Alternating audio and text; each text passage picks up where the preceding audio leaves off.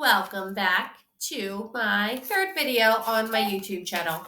Who knows, maybe one time I will become YouTube famous for my readings of the 14th Goldfish.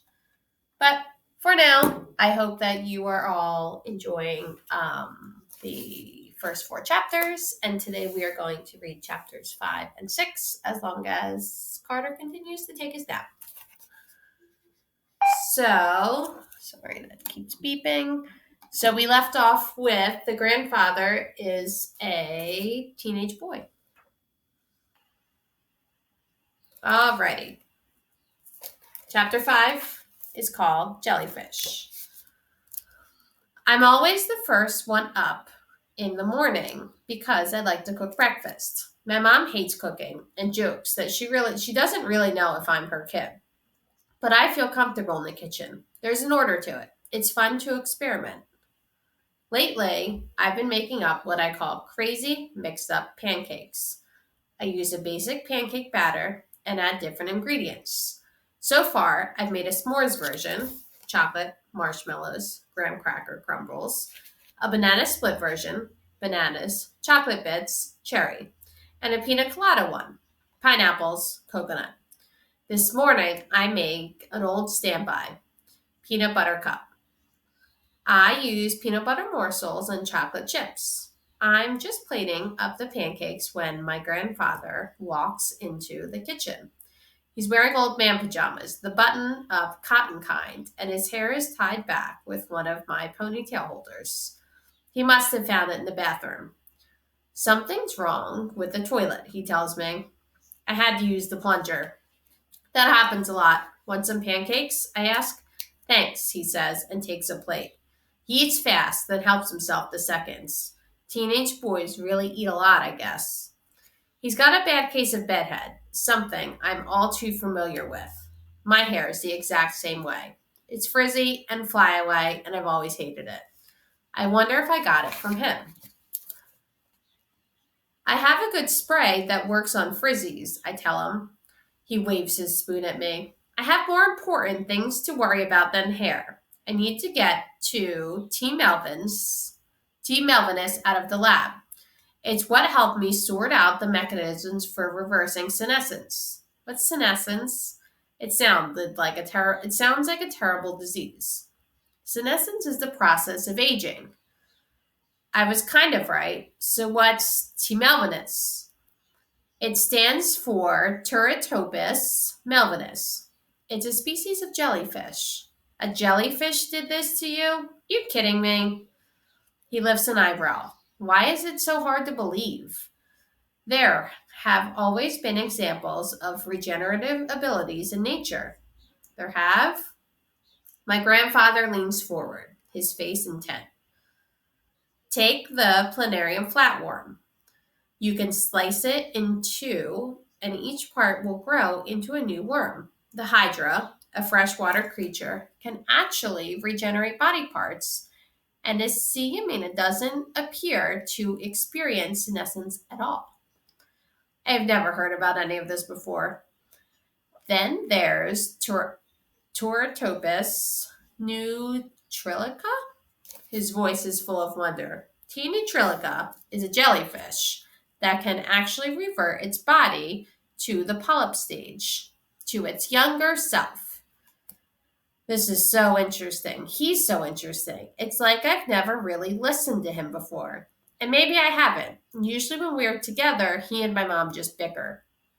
How do you know so much about this? I ask.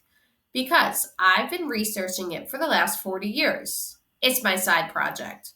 I've had articles published, I'm starting to think that maybe I don't know him at all. Not really. It's like he's been playing the part of my grandfather in a play, but underneath the makeup is something more, a real person. A few months ago, an Australian diver in the Philippines contacted me because he read on the internet I was researching jellyfish. He thought he'd found an old specimen of T. neutrilica. I don't know if I'm pronouncing that correctly. I'm doing my best. I asked him to ship it to me. The typical. T. neutrilica is small, a few millimeters, the size of a nail in your pinky finger. He holds out his pinky finger. But the T. Neutralica specimen he sent me was huge, more than 300 millimeters. I always get confused about the millimeter to inches thing, I admit. It was a foot in diameter, he explains. And there were other anomalies. I knew it was a new species. I even named it Turritopodus melvinus. Shouldn't it have been named after the guy who found it? I asked. He scuffs. All he did was catch it. I identified it. I was the one who did all the work. I was the one who created the compound. I was the one who tested it on mice. You experimented on mice? That seems way worse than flushing goldfish down the toilet. Adult mice, he says. A few days later, I injected them with the compound. They reverted to an adolescent stage. They became teenagers? I try to picture mice with pimples and long hair. Exactly, he exclaimed. So I injected it in myself, and the rest is history. I was trying to get the rest of the specimen out of the lab when the rent-a-cop busted me. I think for a moment. Couldn't you just call up your old bosses and tell them what happened? I mean, this is kind of a big breakthrough, right? I bet they'd be pretty excited. They don't even know it's there. His gaze hardens. Besides, they'll just take all the credit. This is my discovery. Good morning, campers, my mom trills. Today, she's wearing one of her standard outfits, a neon purple dress that hits her above the knees and high black boots. My grandfather gasps when he sees her. Melissa, you can't go to work in that. What's wrong with it? My mother asks. I can see the top of your thighs. She waves off his concern and starts gathering her bags. Let's get moving or we're going to be late. Late for what? He asks. School, of course. School? He sputters. Already went to school. I have 2 PhDs, in case you've forgotten. Too bad. You're going. I called Bernadette this morning. Bernadette is the middle school secretary and one of my mother's friends. What did you tell her? I ask. She tips her head at my grandfather. That Melvin here is my distant cousin's kid. His dad died and his mom remarried. He doesn't get along with his new stepfather, who he secretly suspects started the fire that burned down the trailer with his dad in it. So he hitchhiked up here and I took him in. That's really good, I tell her. Your dad will be pleased to hear it, she said. It's from a play he wrote in college, Hamlet in Fresno. I directed it. My grandfather interrupts us. Why can't I just stay here? I'm perfectly capable of looking after myself. He sounds like every other teenager in the world. Did you forget that the police released you in my custody? I work with kids. I'm a teacher. I can't have a 13-year-old truant in my house. Someone will see you, and I'll lose my job. There's a beat of silence as he stares at the floor. Fine, I'll go, he mutters. Great. Then she adds, by the way, you're Ellie's new babysitter. Chapter 6. Crispy corn dog. Sorry, I need a sip of my coffee.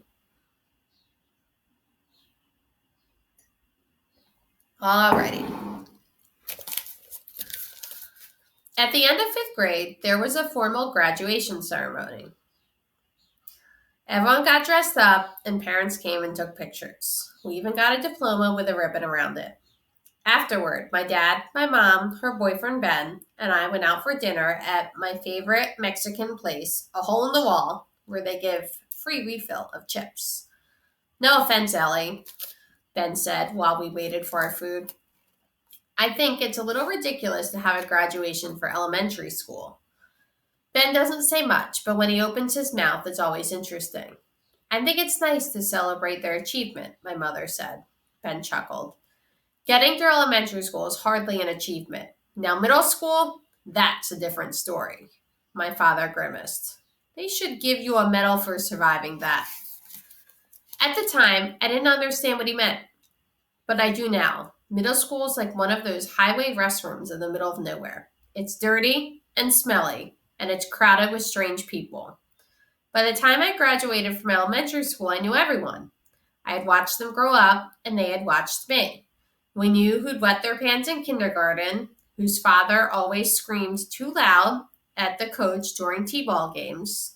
We had no secrets, and it was comfortable. But in middle school, there are so many new kids. Some seem like they're from different planets, like the goth kid. He's always in black pants, t-shirt, thick jacket, heavy Doc Martens. He has a pierced ear, eyebrow, and nose. He must set off the metal detectors in the airport. Then, there are the two girls who dress like twins, even though they're clearly not. They wear the exact same outfits down to the same socks. I've heard them talk in the halls, and they finish each other's sentences. I go through the hot lunch line, and I look around for where to sit in the lunch court. We don't have a cafeteria. We eat outside with seagulls hovering overhead. They've been known to swoop down and grab fries off trays. The girl who's my lab partner in science has an open seat next to her.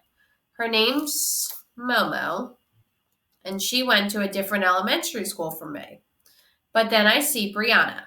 She's with a bunch of girls from the volleyball team.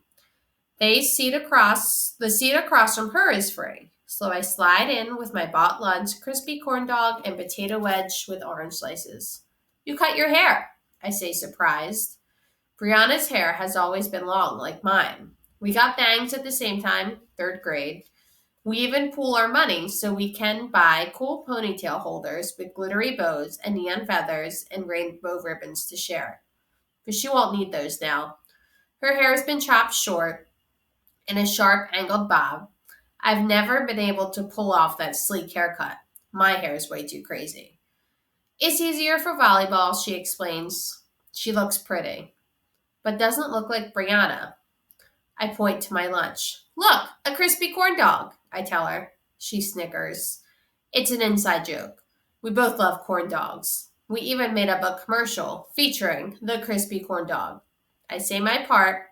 You can do anything with a crispy corn dog. It slices, it dices. Brianna chimes in.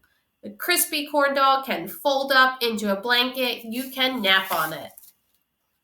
We get more and more ridiculous. It writes book reports. It makes dogs meow.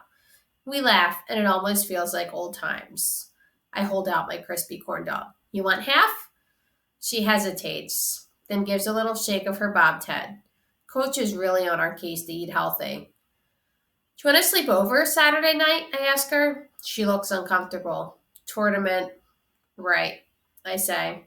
I remember the time I went fishing at summer camp. I didn't catch anything, no matter how many times I threw my line with the worm in the water. I listen as they talk volleyball. They think the coach is tough. Some girl named Serena needs to work on her serve. The hotel they are staying at this weekend has a pool. One of the girls stands abruptly with her tray and says, "We don't want to be late." Late for what? I ask Brianna.